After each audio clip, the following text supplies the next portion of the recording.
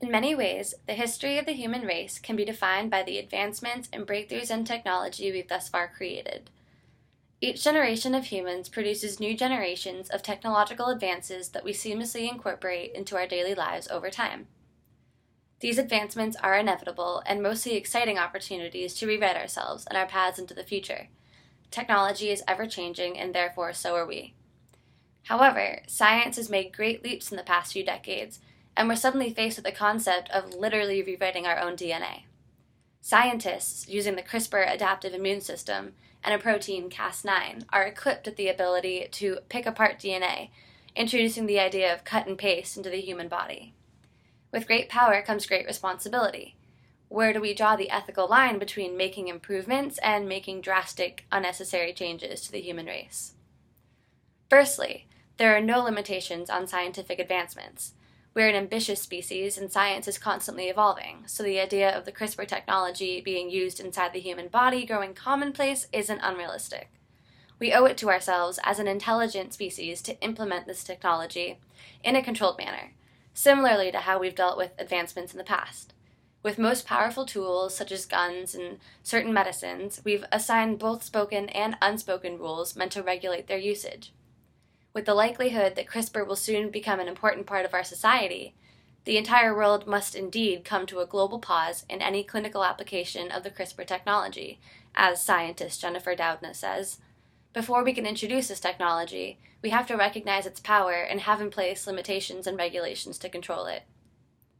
Some may argue that with such a miraculous discovery, scientists should be rushing to test the boundaries of CRISPR immediately. Doudna even hypothesizes that unnatural enhancements, such as stronger bones or less susceptibility to cardiovascular disease, are within reach.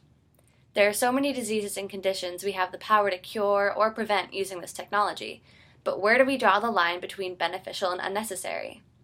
Scientists like Doudna need to be targeting adolescents and young adults, encouraging them to learn about CRISPR and understand the power it has over our future.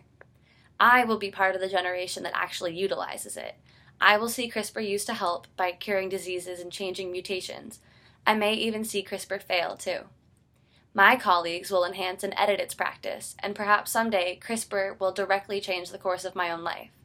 We need to pause and open discussion to the entire world prior to gene editing's application, because even miracle breakthroughs have their flaws. We have no idea what the world will look like in a few decades when gene editing becomes ordinary. In many ways, CRISPR will make life beautiful again for those that have uncontrollable ailments stitched into their DNA.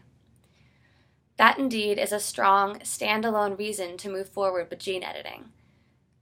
However, how many instances of misuse will we face with CRISPR before it negatively impacts the world we live in entirely? I read science fiction, and I know how this process goes. The human race will impulsively jump in, no holds barred. And if my voice and the voices of other apprehensive students isn't heard, we'll be forced to adapt with the rest of the world against our will. Could this mean that when I have a family, human beings may start being rewritten as embryos to have super strong bones and bulletproof skin and X-ray vision?